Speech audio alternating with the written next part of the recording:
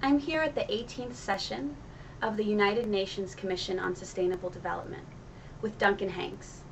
Duncan is a Baha'i International Community Delegate to the Commission, and he is the Executive Director of the Canadian Baha'i International Development Agency. Thank you for speaking with us today. So you're here as part of the BIC's delegation to the 18th session of the Commission on Sustainable Development. Can you share with us some key insights on your participation here? Sure. This is a review year of the Commission on Sustainable Development, and the themes that they're looking at, they begin with mining and transportation and waste management,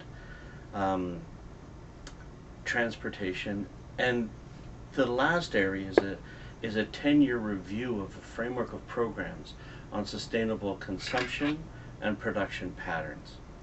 And it's really that last piece that, I mean, it's all connected. There's an integration, obviously, interlinkages between all of these themes.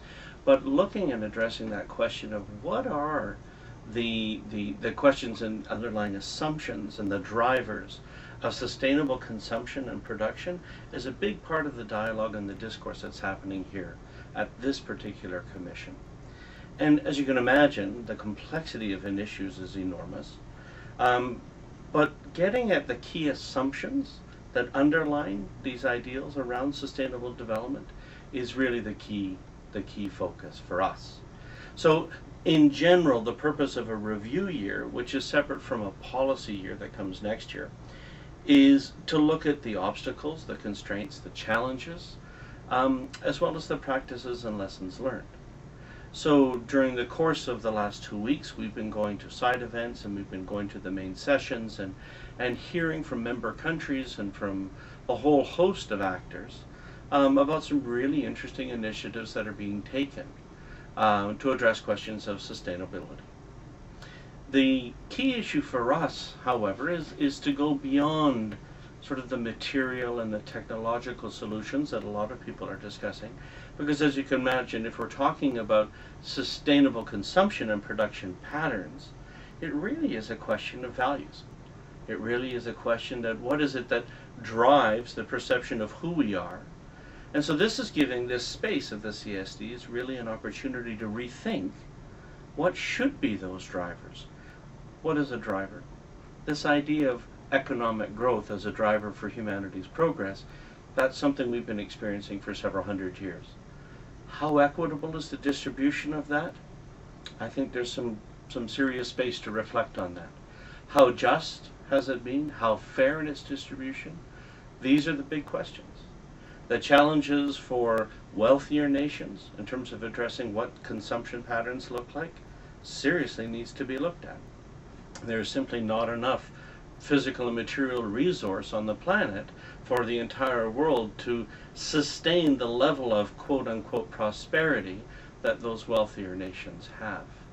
So this is part of the purpose here, is to look at and rethink what is the nature of a human being, what is the nature of development. And it gives us an opportunity to reframe our thinking around, well, what is prosperity? And so one of the contributions of the Baha'i International Community this year has been putting out a statement called Rethinking Prosperity. And it's specifically, the subtitle on it is Forging Alternatives to a Culture of Consumerism, which really gets at the heart of the issue. We as people have been, whether we have chosen to or not, we've been defined as consumers, as economic entities. But the reality is that the complexity of being human is far greater than being an economic unit that consumes resources. There are spiritual aspirations. There's the whole question of what is our role as people to contribute to the processes of building a better world. So when we're starting to look at the values that underscore what sustainable consumption and production looks like, we're going well beyond the material and technological considerations and starting to look at the value proposition. What is it? What are those spiritual teachings? Some people call them social values, some call them spiritual teachings. In essence, we're talking about the same thing. So a big part of this conversation at the Commission this year is to go there and have that conversation. for a lot of people and for a lot of organizations, for a lot of governments, that's a new conversation.